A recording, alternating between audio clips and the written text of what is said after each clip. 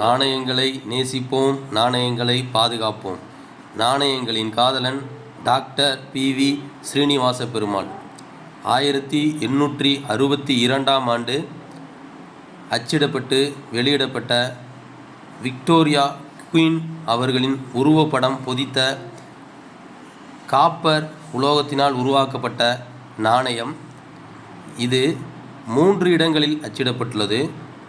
மும்பை, கொல்கத்தா மற்றும் மெட்ராஸ் ஆகிய 3 இடங்களில் இந்த நாணயங்கள் அச்சிடப்பட்டுள்ளன.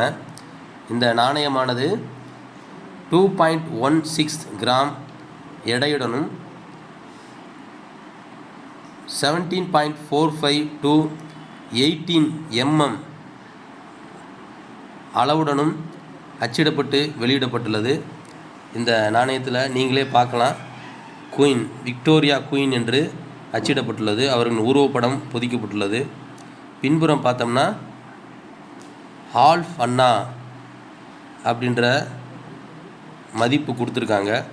இந்தியா 1862 அந்த ஆண்டில் அச்சிடப்பட்டு வெளியிடப்பட்டுள்ளது. இது காப்பர் உலோகத்தினால் உருவாக்கப்பட்டது.